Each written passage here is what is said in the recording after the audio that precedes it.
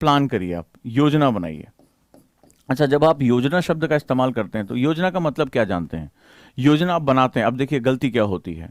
तो जब मंजर का वीडियो आएगा तो आप देखना कि प्लानिंग का मतलब क्या होता है। प्लानिंग उसने अपने जो है वो सेकंड फ्लेरियल के बाद बनाई, जब वो 2 साल तक लगातार बिल्कुल ही डिप्रेशन वाले फॉर्म में जाके कि मेरे से नहीं हो पा रहा है, वहाँ से कैसे आगे जाना। अब देखो, प्लान हम बनाते हैं दो तरह के। हम एक तरह से बोलते हैं जीतने के लिए, फॉर विनिंग। तो हम क्या करते हैं, मैं कितने घंटे पढ़ना है, मुझे स्टडी आवर्स बना लेते हैं। फिर हम प्लान बनाते हैं कौन कौन सी बुक्स हमें पढ़नी है, फिर हमें नोट्स कैसे बनाने हैं। यही तो प्लान करते हो, कितने आवर का टाइम टेबल होना चाहिए, ये सब आप प्लान करते हो। लेकिन प्लानिंग का एक और मतलब होता है। जब आप इनकी कॉमनली इंटरव्यूज इनके सुनोगे, अगर सही तरीके से अगर टीचर इंटरव्यू प्रस्तुत कर देता है और वो अपने स्टूडेंट के मन की बात बाहर निकाल देता है, तो आप करोगे प्लानिंग कि आप सबसे पहले जो प्लानिंग आपकी होनी चाहिए, how will I fail, how will I face failure. सबसे पहले प्लानिंग होनी चाहिए, फेलियर को कैसे फेस करोगे। फेलियर इस एग्जाम में एक बहुत इंटीग्रल पार्ट है, और ज़्यादातर लोगों आप देखोगे वो आपसे यही कहते दिखेंगे, परसिस्टेंट रहो, लड़ने की आदत डालो। सबसे पहले फेलियर को प्लान करो कि अगर मेरे हिस्से में नहीं आया तो मैं इस समाज के दबाव, फाइनेंशियल दबाव, सोशल प्रेशर यानी कि सामाजिक दबाव, इनको कैसे डील करूंगा सबसे पहले, और अपने आप को मजबूत करो। दूसरा जो प्लानिंग होगी, सेकेंड प्लानिंग जो होती है वो आपकी होती है अपनी लैक्स, अपनी कमियों। मेरी बात को बड़ी ध्यान से समझना, अपनी कमियों की एक लिस्ट बनाओ। हम हमेशा अपनी अच्छाइयों की लिस्ट बनाते हैं, कमियों की लिस्ट बनाओ। और उन कमियों की लिस्ट, और डिटेल लिस्ट होनी चाहिए, पॉइंट्स, मेरे क्या दिक्कतें हैं, सारी कमियों की लिस्ट बनाओ। मैं ज़्यादा देर तक पढ़ नहीं पाता, डिसोरिएंटेड हूँ, दोस्तों की सर्किल बहुत बड़ा है, राइट। और आपने अगर देखा होगा, सेकेंड टॉपर ने कहा टीवी नहीं देखा 4 साल से, एक्स वाई जेड, दुनिया भर की बातें हैं जो आपको समझनी पड़ेगी। एक्चुअली में क्या होता है, ये जो एग्ज़ाम होता है, जब आप कमियों को जानना शुरू करोगे, ये एग्ज़ाम सेक्रीफाइस मांगता है, ये त्याग मांगता है। और ये त्याग आपकी जितनी बड़ी आप रैंक चाहते हो कि अब मेरी रैंक कितनी बड़ी हो, इनमें से बहुत से तोड़ देने वाले मेहनत इन्होंने की थी, ठीक है, उतना ही सामाजिक दबाव सहा था। क्योंकि आप लोग तो सिर्फ फोटो देख रहे हो, आप लोग तो सिर्फ इनको चमकते हुए देख रहे हो। इनके पीछे का, जब ये स्टूडेंट के रूप में पैजामा पहन के जो है वो टी शर्ट पहन के पुरानी गंदी सी और पढ़ाई कर रहे होते हैं, ठीक है, और ये जब कोहनियों ऐसे रखे रख के जब दर्द हो जाती है, ये आपने नहीं देखा है अभी, वो हम जानते हैं, ठीक है। तो वो उसी तरह से परेशान, पता नहीं इस बार होगा कि नहीं होगा, घबराहट हो रही है, डर लग रहा है, नहीं अच्छा होगा, लेकिन कह रहे हैं तो हाथ कांप रहा है। तो वो आपने नहीं देखा है, तो वो फेज वही बताने की आपको कोशिश कर रहा हूँ, वो चीज़ बताने की कोशिश कर रहा हूँ जो एग्जैक्टली आपको चाहिए। तो दूसरी जो चीज़ है वो कमियों की लिस्ट बनाओ, और इन कमियों की लिस्ट बहुत डिटेल लिस्ट होना चाहिए, एकदम माइक्रो लेवल एनालिसिस। शांत होकर चुपचाप कमरे में बैठो और अपनी कमियों को आइडेंटिफाई करो। आपको बोलने में दिक्कत है, आपको इसमें पता है एक रिजल्ट इसमें ऐसा है, मैं जब आपको दिखाऊंगा, अगर मैं आपसे कहूँ कि वो स्टैमर हकलाते हैं, तो आप विश्वास नहीं करोगे, सिलेक्शन हो चुका है और पकड़ नहीं पाओगे। और उनको ज़्यादातर लोगों ने कहा कि तुम्हारे बोलने में दिक्कत है। लेकिन एक बेसिक थेरेपी, एक बेसिक जो है प्रैक्टिस की वजह से आप अंदाज़ा भी नहीं लगा पाओगे कि ये व्यक्ति स्टैमर करता है। तो आदमी अपनी कमियों पर काबू पाता है। इतना लो कॉन्फिडेंस, सर सब लोग कह रहे हैं नहीं हो पाएगा, दिक्कत है बोलने में, करो, चुपचाप करो, कॉन्फिडेंट रहो और देखो कैसे होगा। तो चीज़ें जो होती हैं वो सबसे पहली इंपॉर्टेंट ये होती हैं कि आप अपनी कमियों की लिस्ट बनाइए, और इनमें से ज़्यादातर लोगों ने ये किया है, ठीक है। ये इसमें कोई भगवान नहीं है, ना इसमें कोई खुदा है, इसमें सभी ऐसे थे जो आपकी तरह ही परेशान रहते थे, आपकी तरह ही टेंशन रहते थे कि पता नहीं होगा या नहीं होगा। लेकिन जब आप कमियों की लिस्ट बना लेते हैं, तो अब आप इन पे अपने आप से एक वादा करिए। इन सभी ने एक वादा किया, एक लिस्ट बनाया कि मैं इन कमियों पे काबू पाऊंगा, इन कमियों को दूर करूंगा, और मुझे जो ड्रीम्स देखने हैं वो मैं पूरे करूंगा। क्योंकि ये कमियां उनको आगे ले जाने से रोक रही हैं, ये कमियां उनको जो है वो ग्लिच कर रही हैं। आप में से ज़्यादातर लोग ईमानदारी से हाथ दिल पर हाथ रख के करिएगा कि कितने लोगों ने इस तरह की प्लानिंग की है कि मैं स्टडी इतने घंटे करूंगा, बुक इतने घंटे पढ़ूंगा, नोट्स इतने बनाऊंगा। लेकिन ईमानदारी से माइक्रो लेवल डायरी में बैठ के उसमें थोड़ा सा समय लगाकर कितने लोगों ने अपनी कमियों की लिस्ट बनाई, और हर दिन जब आप सुबह उठते हैं तो आज मैं अपने अंदर से एक कमी को रिमूव करूंगा, आज इस दूर करूंगा। चाहे मैं सुबह नहीं उठ पाता, देर तक डिसोरिएंटेड रहता हूँ, सोशल मीडिया पे रहता हूँ बहुत ज़्यादा, चैट्स बहुत ज़्यादा करता हूँ, ज़्यादा देर बुक नहीं पढ़ पाता हूँ, हाथ पैर जो है वो थकान होने लगती है, डिसोरिएंटेड हो जाता हूँ, डेली रेगुलर आंसर राइटिंग नहीं करता, बहुत सी ऐसी कमियां हैं। आपको अपनी अंतरात्मा से पता होगा, ये सभी अपने आप से क्वेश्चन पूछते थे। कितने लोगों ने, ईमानदारी से बताइए कि आप लोगों ने प्लानिंग में ये वाला काम ज़्यादा किया है या ये वाला काम ज़्यादा किया है? प्लीज़ मुझे बताएं, मुझे आज ईमानदारी से बताइए। मैं आपको वो चीज़ बताने जा रहा हूँ जो शायद टॉपर्स भी नहीं बता पाएंगे, क्योंकि ये वो नहीं बता सकते।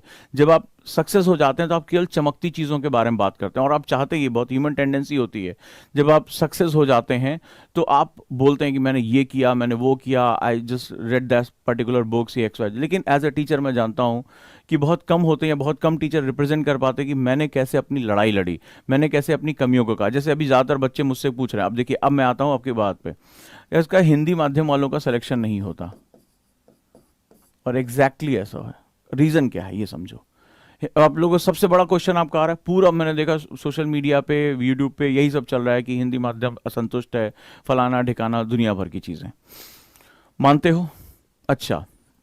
और मेरी अगर तुम्हें पुरानी वीडियो भी तुमने देखी होगी, लास्ट 2 साल से मैं कह रहा हूँ कि यूपीएससी भाषा का एग्जाम नहीं है। It is not exam of language, it is exam of knowledge. अब आपकी जो सर्विस है वो आपको नेशनल और इंटरनेशनल लेवल पे आपको रिप्रेजेंट कराएगी। मैं यहाँ जो बात कर रहा हूँ, मैं इसमें से व्यक्तिगत बहुत कैंडिडेट को जानता हूँ जो एग्जैक्टली उतनी बढ़िया इंग्लिश नहीं बोलते हैं। तुम्हें भले चाहे जितना भी लग रहा हो अरे सिलेक्शन हो गया, मैं व्यक्तिगत रूप से जानता हूँ कि अगर उनकी ग्रामर चेक करने बैठोगे तो they are not very good speaker in English, but वो मोस्टली टाइम जो है 70-80% हिंदी में ही बोलते हैं, और हिंदी अच्छी पढ़ भी लेते हैं, इसमें कोई डाउट नहीं है। ये तुम भले चाहे जितना चिक चिक सुन ले हो, लेकिन ऐसा है। तो उसमें क्या है, वाई? जस्ट बिकॉज ऑफ, मेरी बात को समझने की कोशिश करना, वाई? जस्ट बिकॉज ऑफ कि वो लैंग्वेज दोनों मिल जाती है उनको। ठीक है, लैंग्वेज मिल जाती। अब जैसे फॉर एग्जांपल मैं बिल्कुल भी अंग्रेजी नहीं पढ़ पा रहा हूँ, मेरा अब ध्यान से देखना क्यों लोग एग्जिट कर रहे हैं और क्यों सेलेक्ट, इसमें से बहुत से आपने देखा होगा इंजीनियर सेलेक्ट हुए। ठीक है, इंजीनियर सेलेक्ट हुए, आपने नोटिस किया होगा। तुम्हें पता है ये दोनों भाषाओं में कमांड करके रखते हैं, दोनों। तुम मुझे बताओ बिहार में किसके घर में अंग्रेजी बोली जाती है? आपने वीडियो देखा होगा, माँ वही साड़ी का पल्लू, वही संस्कार, वही जो है पूरा घर जो है आके गीत गा रहा है, गले लगा रहा है। तो ये सब तो हमारे यूपी बिहार के बेसिकली संस्कार हैं। तो आप ये सोचिए, क्या वो अपने माँ बाबूजी से जाके इंग्लिश में बात करते हैं, व्हाट आर यू डूइंग? पूरे जीवन भर उन्होंने मोस्टली हिंदी और भोजपुरी में बात की होगी। ये मत सोचिए क्या चमक रहा है, वो किसी के हिस्से में नहीं पता कि वो क्या चमक रहा है, क्या नहीं चमक रहा है। कि इस हिंदी और इंग्लिश की बहस से बाहर निकलिए।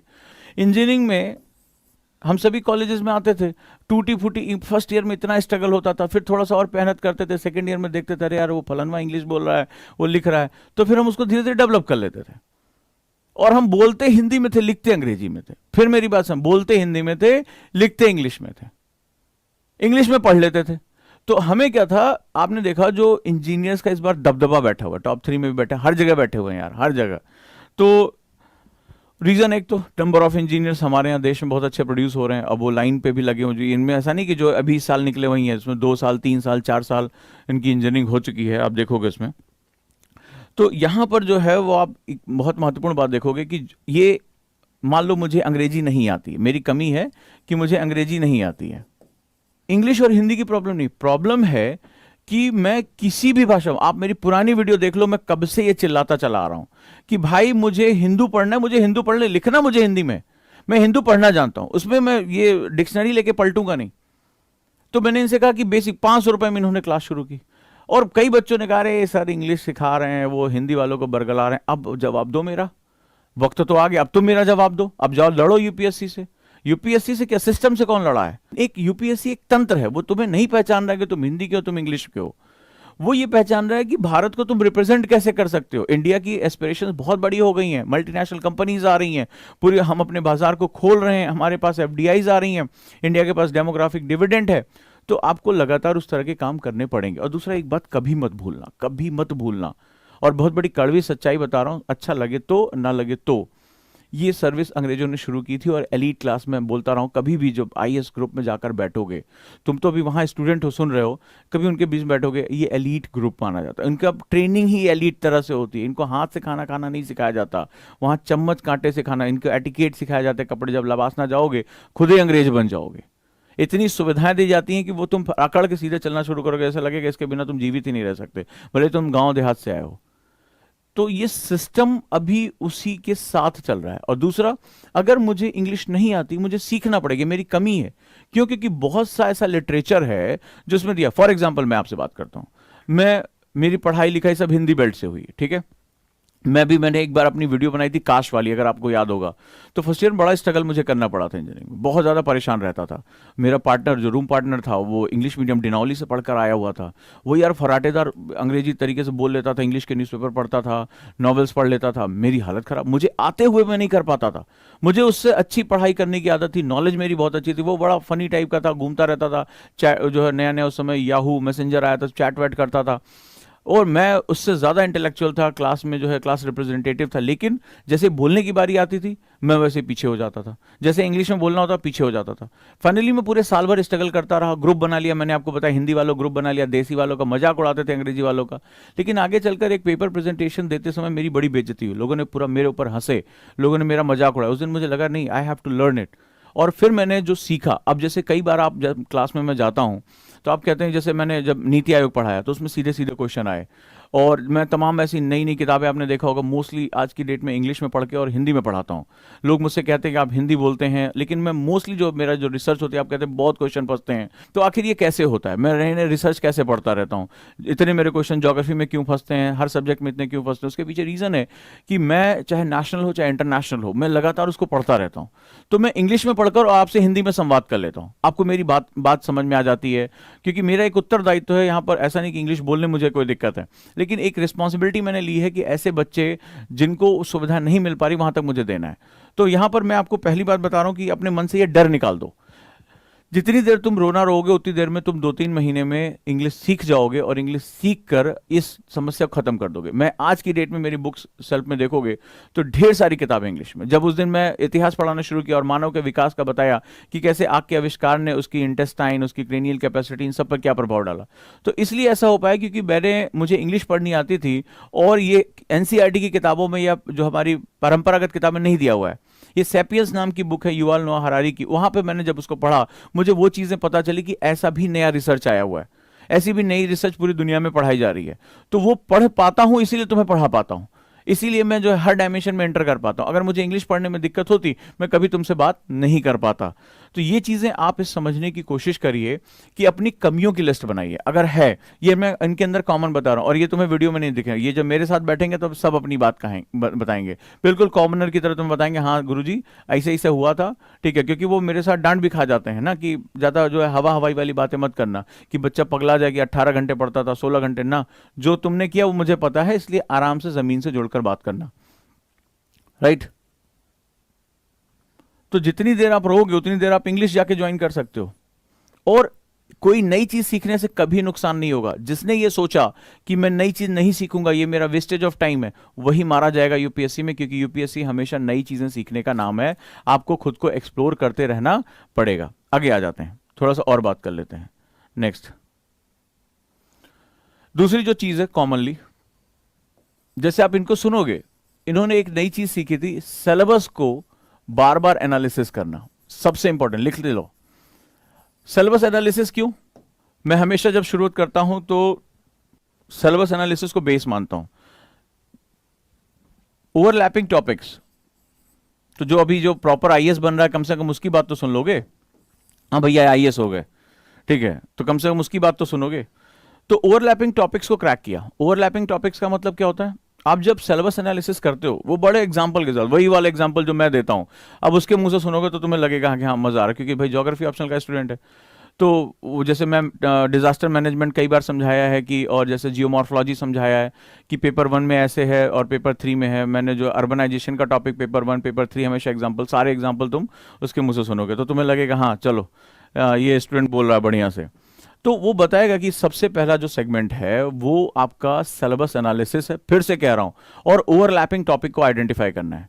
वो तुम्हें की बताएगा कि एक्चुअली में जो सिलेबस तुम्हें चारों पेपर का दिखाई पड़ता है, स्पेशली खास तौर पे पहले 3 पेपर की बात करेगा, बोला एग्जैक्टली इतना बड़ा है ही नहीं है सिलेबस। जिस दिन तुम सिलेबस को पकड़ना सीख जाओगे, सिलेबस को पढ़ना सीख जाओगे, सिलेबस के अंदर चला जाना सीख जाओगे, तुम्हें पता चलेगा यूपीएससी ने ढेर सारे टॉपिक ओवरलैप कर रहे हैं। ओवरलैप का मतलब वो बार बार रिप्लीकेट है। जैसे एग्जाम्पल बड़ा अच्छा लिया, जब कल हम लोग वीडियो शूट कर रहे थे कि सर जब हम वुमेन इंपावरमेंट के बारे में पढ़ेंगे, बहुत अच्छा एग्जांपल, कि जब हम वुमेन इंपावरमेंट के बारे में पढ़ेंगे तो पेपर 1 में हम उसके बारे में बेसिक पढ़ेंगे। लेकिन अगर वुमेन इंपावरमेंट को कॉन्स्टिट्यूशन कहां से पावर दे रहा है, तो ये तो पेपर 2 की बात हो गई। पेपर 2 की बात हो गई। और जितनी भी सरकारी पॉलिसी वुमेन इंपावरमेंट के लिए चलाई जा रही है वो पेपर 3 का पार्ट हो गई। तो ये अलग अलग थोड़े ना, ये तीनों में दिया हुआ है, ये तीनों पेपर 1, पेपर 2, पेपर 3 में भी दिया हुआ है। लेकिन अगर आपने उसको कनेक्ट करके पढ़ना शुरू किया, आपने ओवरलैपिंग टॉपिक पकड़ लिया, आपको लगेगा अरे यार ये तो तीनों एक ही पार्ट है, ठीक है, एक साथ पढ़ा जा सकता है। इससे क्या होता है कि टाइम बहुत बच जाता है और आप आसानी से अपना प्लानिंग कर सकते हैं। क्लियर है? तो ये आपको सबसे पहला क्या करना, फिर से कह रहा हूं, जितने भी बिगिनर स्टूडेंट हैं वो सिलेबस एनालिसिस को प्लीज समझने की कोशिश करें, इसके बिना काम नहीं चलेगा। दूसरा, जब आप उनके साथ जाएंगे तो आपको एक और मजेदार चीज पता चलेगी। फिर वही कह रहा हूं, फिर से कह रहा हूं और बहुत बार बार कहता रहूंगा, ठीक है, मेंस में जो GS portion, optional portion, essay portion, ठीक है, इनको बिल्कुल गंभीरता से इनको पकड़ के बैठो। अब यहां महत्वपूर्ण बात, हाउ टू क्रैक प्री। तो जैसा कि हम जानते हैं कि एनसीईआरटीज बहुत इंपॉर्टेंट है, स्पेशली ज्योग्राफी, और इसमें भी एनसीईआरटी में उसने बहुत अच्छे अच्छे जो है आपको टिप्स दिए हैं, आपको मिलेंगे वो। लेकिन एक सबसे इंपॉर्टेंट मैं बार बार कहता हूं, बार बार मैं डे 1 से कहता चला रहा हूं, प्रीवियस ईयर पेपर। और वही तुम्हें ऐसा लगेगा ओजांग सर का दूसरा फॉर्म वहां तुम्हें जो इंटरव्यू में बोलता है, और सारे ऐसे तुम्हें बोलते हुए दिखाई पड़ेंगे। सो मेक श्योर कि आप कोशिश ये करो कि यहां पर जो है, जो आपका एक तरीका है, एक जो मैथोलॉजीज है, उस पर आप काम करो। क्वेश्चंस, ऑब्जेक्टिव क्वेश्चंस लगाओ जितना पॉसिबल हो सके, ऑब्जेक्टिव क्वेश्चंस लगाओ जितना पॉसिबल हो सके, ऑब्जेक्टिव क्वेश्चन लगाओ। दो फायदे मैं बार बार फिर कह रहा हूं, एक तो प्रीवियस ईयर पेपर जरूर पढ़ो। मैंने कहा सर कई ऐसे क्वेश्चन थे आपने बता रखा था, और मैं तुम्हें कितनी बार ये वीडियो में हर साल बच्चों को बता दूं, बिगिनर बच्चों को प्रीवियस ईयर पेपर पढ़ना चाहिए। बोले सर इतनी बार पढ़ा था कि ऑप्शन कई बार क्वेश्चन बन जाता है, जो क्वेश्चन का ऑप्शन होता है उसी से क्वेश्चन बन जाता है, और मेरे कई क्वेश्चन फंसे सर इस तरह से, और मैंने उसको जो है अंदाजा लगा के वो क्वेश्चन फंसा लिए थे। तो प्री के क्वेश्चन पढ़ो नंबर 1, और दूसरा क्वेश्चन लगाओ। मैंने आपसे कहा था हुकिंग होती है, इसको हुक करना कहते हैं। तो जब आप क्लास में पढ़ोगे क्वेश्चन पढ़कर, ये टॉपर्स बता रहा हूं, ये उनकी भाषा बता रहा हूं, 125 रैंक जो है वो 58 रैंक उनकी बात कर रहा हूं, आपको भी इस अगर इस तरह रैंक में जाना है तो वहां पर उनको हुक करना सीख जाओगे। तो नाउ क्या होगा, प्री जो होगा वो इस तरह से हमारा जो है वो क्रैक हो सकता है। आप क्वेश्चन लगाओ। अब कैसे लगाओगे क्वेश्चन, हम लोगों ने ओजांग टेस्ट प्रैक्टिस लॉन्च किया अभी, कई बच्चे उसके साथ जुड़े हैं। ओजांग टेस्ट प्रैक्टिस,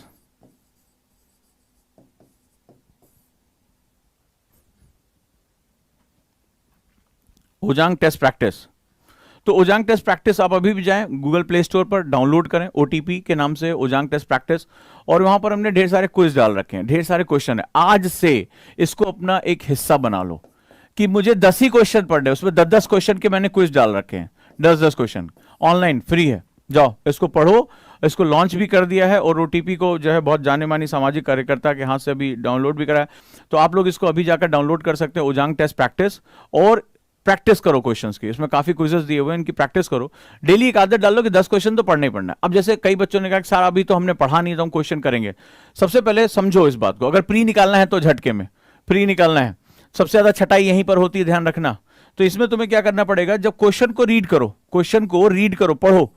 जब क्वेश्चन को रीड करते हो तो क्या होता है, क्वेश्चन की लैंग्वेज समझ में आती है। मान लो तुमने कुछ भी पढ़ा, आज बुद्ध के बारे में पढ़ा, जैन के बारे में पढ़ा, तो यहां पर क्या होगा, क्वेश्चन को रीड करोगे, तो रीड करने के साथ साथ तुम जब क्लास में जब बुक पढ़ोगे या नोट्स पढ़ोगे या टीचर जब तुम्हें पढ़ाएंगे, तो तुम्हें वो रिमेंबर हो जाएगा, याद कर जाएगा, वो हुक कर जाएगा कि अरे यार मैंने क्वेश्चन पढ़ा तो इस पर मुझे अटेंशन लेवल बढ़ाना है, मुझे ध्यान देना है। ध्यान रखना, अगर ये नहीं कर पाते हो तो बहुत दिक्कत होगी। अब किसी बच्चे ने, देखो बच्चे ने क्वेश्चन कैसे पूछा है, ऑब्जेक्टिव लगाओ, मतलब ऑब्जेक्टिव क्वेश्चंस। ऑब्जेक्टिव का मतलब क्या होता है, दैट मीन्स जो, अब बताइए ऑब्जेक्टिव क्वेश्चन के बारे में आपको नहीं पता, जो आपके प्री के क्वेश्चंस होते हैं।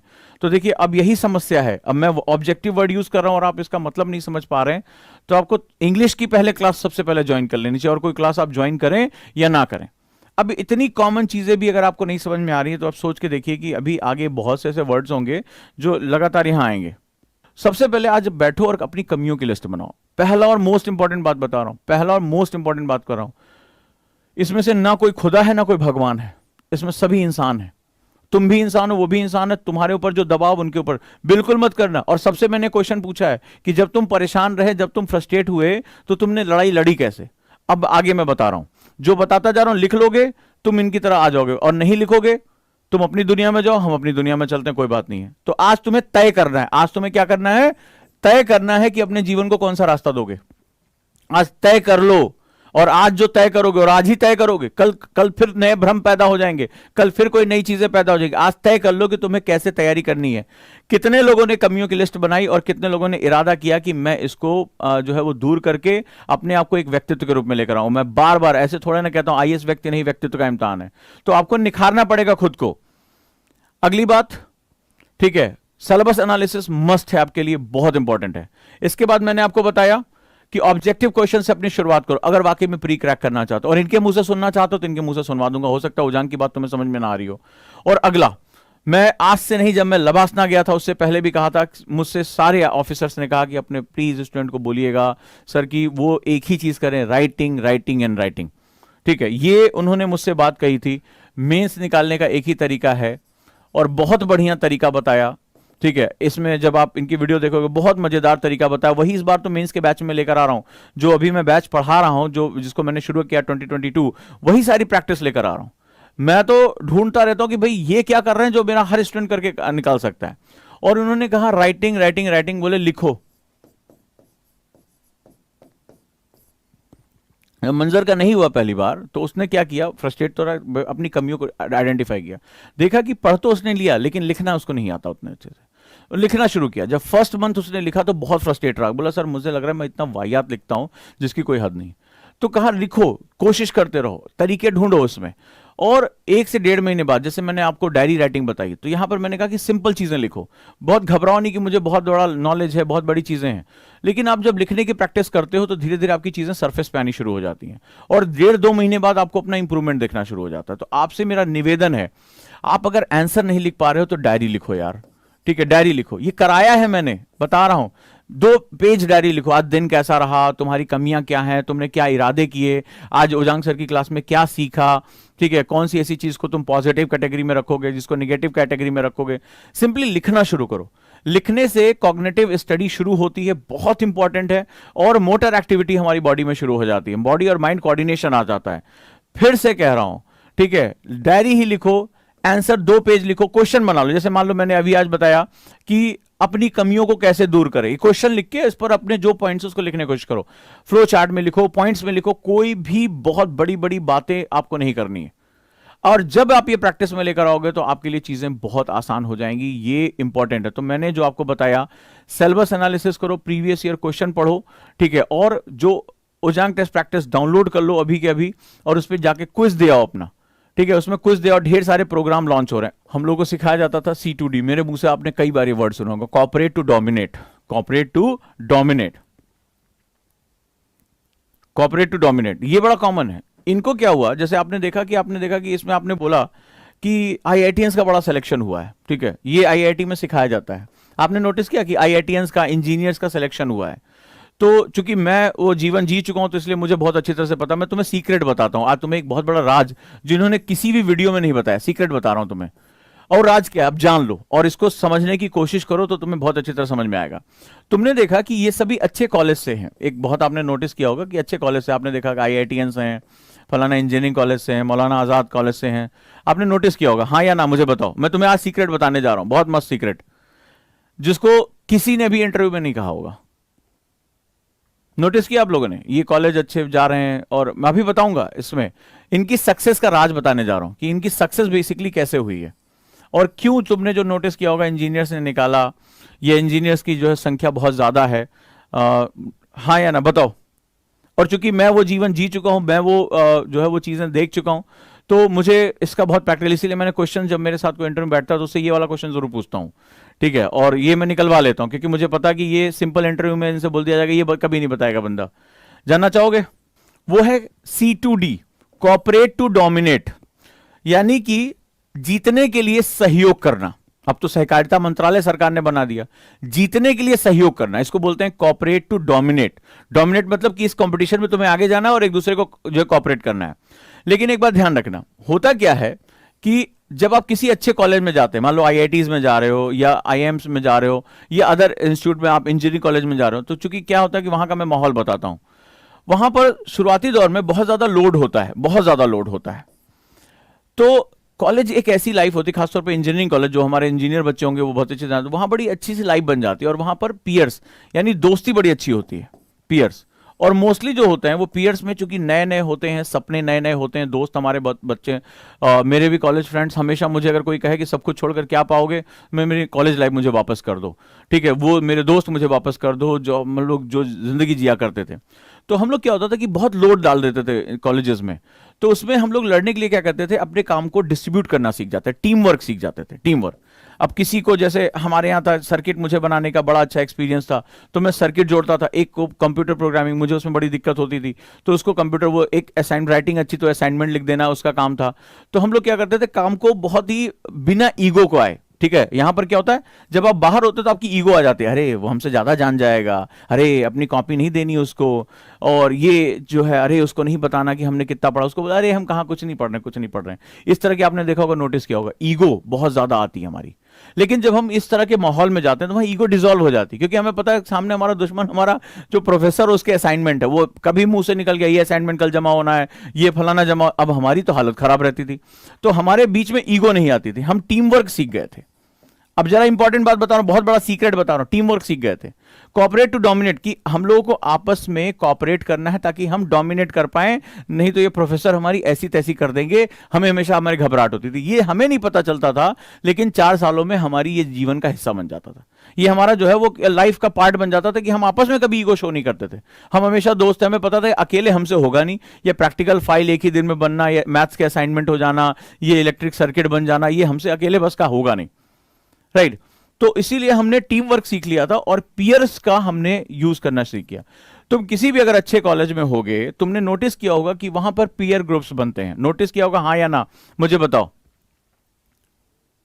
देखो अनुराग ने लिखा है कि सर मैं सीएसई ब्रांच में हूं और हमारा ग्रुप ऐसे ही बनता है, मानते हो?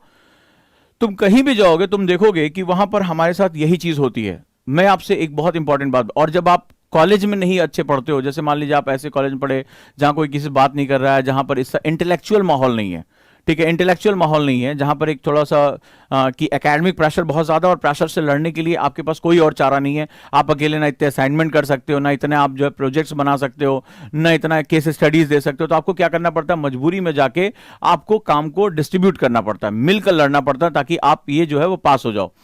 तो अब जरा महत्वपूर्ण बात, और आपको पता भी नहीं चलता कि आप धीरे धीरे ट्रेन हो जाते हो उसमें, 3-4 सालों में आपकी हैबिट हो जाती है, फिर दोस्तों के बिना आप नहीं रह पाते हो, और लगता है कि ये काम नहीं हो पाएगा। मैंने जो नोटिस किया, इस बार मैं सबसे बात करता आया हूं, इन सभी ने अपनी स्पीयर जो सेगमेंट है उसको बहुत अच्छे से यूटिलाइज किया, बहुत अच्छे से यूटिलाइज किया, और बहुत टाइम बचा। ये मैं आपको बहुत बड़ा सीक्रेट बता रहा हूं, अगर आप इसको अपनी लाइफ में लेकर आते हैं तो आपको इससे बहुत ज्यादा बेनिफिट होने जा रहा है। अब आपको क्या करना है, अपने पीयर ग्रुप बनाने हैं, ठीक है, पीयर ग्रुप। तो पीयर ग्रुप जो है वो जब आप बनाते हैं तो वहां पर अगेन जो क्या होता है कि आपको काम को रिडिस्ट्रीब्यूट करना पड़ता है। मान लीजिए मैंने 2 आइडिया आज पढ़ा और मैंने आंसर लिखा, आपने कुछ क्वेश्चन लिखा, आपने एक आइडिया लिखा, मेरा एक और दोस्त है उसने भी एक नया आइडिया लिखा जो मेरे पास नहीं। अब हमने क्या किया, आपस में शेयर कर लिया, ठीक है, कि एक आइडिया तुम्हारा, एक आइडिया मेरा, और एक आइडिया। अब मेरा का क्या हुआ, अगर मुझे ये 4 आइडिया पढ़ने होते तो मुझे डबल टाइम लगाना पड़ता, लेकिन टाइम तो मेरे पास कम है, तो एक आइडिया मैंने उससे ले लिया, एक आइडिया मैंने उससे ले लिया, मेरे पास जो मेरे आइडिया बढ़ गए। तो मेरे आइडियाज बढ़ गए, यानी कि मैं अब आंसर राइटिंग ज्यादा अच्छे से कर पाऊंगा, मैं अच्छे अच्छे इंटरव्यू में ज्यादा अच्छे जवाब दे पाऊंगा। किसकी बात कहां हिट कर जाएगी हमें नहीं पता। तो यहां पर जो है पीयर ग्रुप जो होते हैं, एक बहुत ही इंटेलेक्चुअल ग्रुप होता है जहां पर अपनी ईगो को डिसॉल्व करके, यही सबसे बड़ा दुश्मन होता है दोस्ती में। तुमने भी नोटिस किया होगा, यही सबसे बड़ा दुश्मन होता है, अरे वो हमसे ज्यादा पढ़ लिया, छुपा रहा है हमसे, अपनी किताब नहीं दिखाता, अपने नोट्स नहीं दिखाता है, तो यहां पर हमारी दोस्ती टूट जाती है। C2D अपनी कॉपी में लिख लो, कॉपरेट टू डोमिनेट, और इन सब ने किया है। और आप किसी भी अच्छे कॉलेज में जाओगे, अगर मेरी बात से इत्तेफाक रखते हो तो मुझे हाँ लिख कर बताओ कि हाँ सर हम आपकी बात से इत्तेफाक रखते हैं, ठीक है, हम आपकी बात से एग्री करते हैं, मुझे इसका जवाब देना। जो लोग भी अच्छे कॉलेजेस में या जिनके अच्छे पीयर इंटेलेक्चुअल, बकैती ग्रुप नहीं, ये बकैती ग्रुप नहीं, इंटेलेक्चुअल ग्रुप है, जहां पर वो जब बैठते हैं डिसिप्लिन के साथ 1 घंटे 1.5 घंटे, और जैसे कॉलेजेस में कहते हैं ना कि फटी पड़ी है यार, अभी निकलना नहीं तो प्रोफेसर हमारी ऐसी तैसी कर देगा, तो ये कॉलेज में जब लैंग्वेज यूज करते हैं इस तरह से, तो वो क्या होता है कि वो मिलकर काम, मजबूरी हो जाती है। हमने किया, कई बार हमने ये जीवन जिया है, और उसमें हमारी बॉन्डिंग इतनी मजबूत हो जाती, जब हम जब जीत के निकलते थे, उस प्रेशर से निकल जाते थे प्रोफेसर के पूरे दबाव से, तो इतना लगता था कि हाँ इतना इंजॉयमेंट, इतना खुशी, और एक दूसरे के साथ गले लगकर कि यार चल यार इस बार बच गए, इस सेमेस्टर बच गया, अगले सेमेस्टर देखा जाएगा। तो वो जो फीलिंग होती है वो बहुत ही अलग लेवल की होती है। और अगर आप इसको अपनी पढ़ाई में लेकर आ पाते हैं, और ये मैंने कॉमनली देखा है, सीरियसली कह रहा हूं मैं, जितने भी लोग हैं, आपसे बुक बता दिया बिपिन चंद्रा, तो तुम्हारे पास बिपिन चंद्रा नहीं है। एनसीईआरटी बता दिया, तुम्हारे पास एनसीईआरटी नहीं है। नोट्स तुम्हारे पास नहीं है। 24 घंटे, तुम्हारे पास 24 घंटे नहीं है। तुमसे भगवान 12 घंटे छीन लेते नहीं, ऐसा नहीं है, सब कुछ कॉमन है। लेकिन कुछ ऐसे सीक्रेट्स हैं जो वो तुमसे बात नहीं कर पाते हैं, क्योंकि उनसे कोई क्वेश्चन पूछता ही नहीं है। हमने वो लाइफ जी है, तो हमें वो पता होता है कि वो बेसिकली कैसे करते हैं। तो अब क्या करना है आपको, इंटेलेक्चुअल ग्रुप बनाना, लेकिन बात रहे इंटेलेक्चुअल, ईगो ग्रुप नहीं। जहां पर भी ईगो क्लैश हो रहा है, एक दूसरे से इंफॉर्मेशन जो, वो तुम्हारा ग्रुप नहीं है। और ये कब बनता है, जब तुम्हारा नीड बेस्ड ग्रुप बनता है। ठीक है, नीड बेस्ड, कि जब आपको पता हो कोई और चारा नहीं, हमें मिलकर लड़ना है। तो ऐसे लोगों को आपको क्या करना पड़ेगा कि आपको C2D, cooperate to dominate group बनाना पड़ेगा। ठीक है, अब जैसे कई बार लोग कहते हैं कि सर व्हाट्सएप पे ग्रुप बना ले, मेरे बच्चे भी कई बार पूछते हैं। मैंने अपने व्हाट्सएप ग्रुप में ज्यादातर चैटिंग बंद कर रखी है। आप कहते हैं कि आप चैट का अलाउ नहीं करते, कई बच्चे मुझे नए नए आते हैं, बोले सर हमें आप इजाजत दे दीजिए, हम इसमें ग्रुप करेंगे। जैसे ही वो व्हाट्सएप पे आते हैं, व्हाट्सएप तो एक ऐसी दुनिया है, देखो क्या होता है जब हम इस संबंधों में जाते हैं ना, तो एक दूसरे को जानते हैं, समझते हैं, एक दूसरे की क्या नेचर है, सामने हमारे होता है। इसमें कोई हमारे सामने नहीं होता है। तो व्हाट्सएप ग्रुप में केवल भसड़ होती है, मैं एग्री करता हूं, इसीलिए मुझे वो पसंद नहीं है कि व्हाट्सएप ग्रुप में केवल भसड़ होती है। किसी ने एक पोस्ट डाला, अरे बहुत अच्छा है, वेरी गुड, नाइस, बहुत बढ़िया, वेरी गुड। दूसरा उसमें आगे, क्या तुम लोगों ने बेवजह मैसेज कर रखे हैं, डिस्टर्बेंस होती है, ऐसे लोगों को निकाल दिया जाना चाहिए। दूसरा उसका विरोध करता है। फिर उसको अपोज करने के लिए पहले वाले जो उठपटांग, फिर क्या होता है, बात जानी थी पढ़ाई पे और चली जाती है लड़ाई पे। बात जानी थी पढ़ाई पे, चली जाती लड़ाई पे। तुमने नोटिस किया व्हाट्सएप ग्रुप में यही भसड़ होती है। तुमने मुझसे शिकायत करते हो गोजांग सर आप जो है वो कम्युनिकेशन ओपन क्यों नहीं करते। मैंने कहा जरूरत ही नहीं है। ठीक है, जरूरत ही नहीं है, वहां पर पढ़ाई नहीं लड़ाई होती है। जब तक हम एक दूसरे को व्यक्तिगत नहीं समझ पाते या इंटेलेक्चुअल एक कंट्रोल माहौल में हम नहीं करते, तब तक हमारे लिए वो एक दूसरे को अंडरस्टैंडिंग करना, पीयर ग्रुप में जाना बहुत मुश्किल होता है। तो इस तरह के ग्रुप बना। अब सवाल है कोविड टाइम पे आप ऐसा कैसे कर सकते हो।